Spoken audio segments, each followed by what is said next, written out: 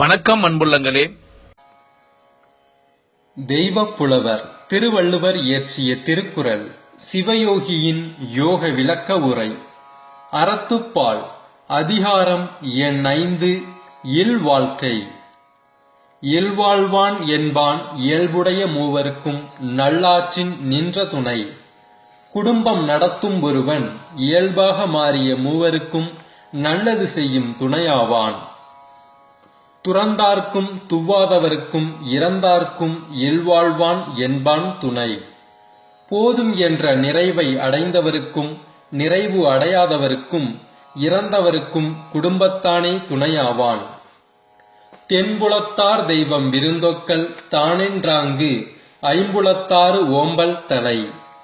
தெரியும் புலன் அறிந்தவர் சிறந்த மனிதர்களை உபசரிப்பது 5 புலன்கள் தலையில் ஒத்திசைவு கொள்வது போல் இருக்கும். பழியஞ்சி பாத்தூன் உடைத்தாயின் இல்வாழ்க்கை வழியஞ்சல் எஞ்ஞான்றும் இல். பழித்து விடாதவாறு பக்குவமாக உண்ணுவது புரிந்துவிட்டால் வாழ்க்கையின் பாதையில் இடையூறு இல்லை. அன்பும் அறனும் உடைத்தாயின் இல்வாழ்க்கை பண்பும் பயனும் அது. அடுத்தவர்களும் வாழ வேண்டும் என்ற மனமும் தனக்குத்தானே உண்மையாக இருக்கும் குணமும் உண்டாக குடும்ப வாழ்க்கையே பண்போடு பயன் தருவதாக இருக்கிறது. அறத்தாற்றின் இல்வாழ்க்கை ஆற்றின் புறத்தாற்றில் போய் பெறுவது எவன்? அறத்துடன் இருக்க குடும்பத்தனாக இருக்க வேண்டும். புறத்தே சென்று பேறு அடைந்தவன் யார்? இயல்பினான் இல்வாழ்க்கை வாழ்வான் என்பான் முயல்வாருள் எல்லாம் தலை. இயல்பாக குடும்ப வாழ்க்கை வாழ்பவனை உண்மையறிய முயலும் அனைவரிலும் தலையானவன்.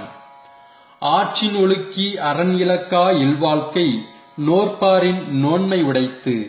வாழ்வின் முறையறிந்து வாழ்ந்து அறத்திற்கு கேடு செய்யாத குடும்ப வாழ்க்கை உண்மையறிய முறை செய்வதை விட முறையானது. அறனெனப்பட்டதே இல்வாழ்க்கை அஃதும் பிறன் பழிப்பதில்லாயின் நன்று. அறம் எனப்படுவதே குடும்ப வாழ்க்கை, அதுவும் பிறர் பழிக்கும்படி இல்லாமல் இருப்பது நன்று. வையத்துள் வாழ்வாங்கு வாழ்பவன் வானுரையும் தெய்வத்துள் வைக்கப்படும். உலகத்தில் வாழும் முறையுடன் வாழ்பவன் வான் போன்ற தெய்வமாக மதிக்கப்படுவான். இல்வாழ்க்கை அதிகார பொருள் விளக்கம். உள்ளபடி இருத்தல் என்ற தன்மையே இல்வாழ்வு. இதன் பொருட்டு அடையும் நன்மைகள் அதிகம். துறவு மேற்கொண்டவர் வாழ்பவர் இறந்தவர் என்ற மூவருக்கும் உதவும் ஆற்றலும் விருந்தோம்பலும் பழிக்கு அஞ்சுவதும் இல்வாழ்பவனின் சிறப்பு கூறுகளாகும்.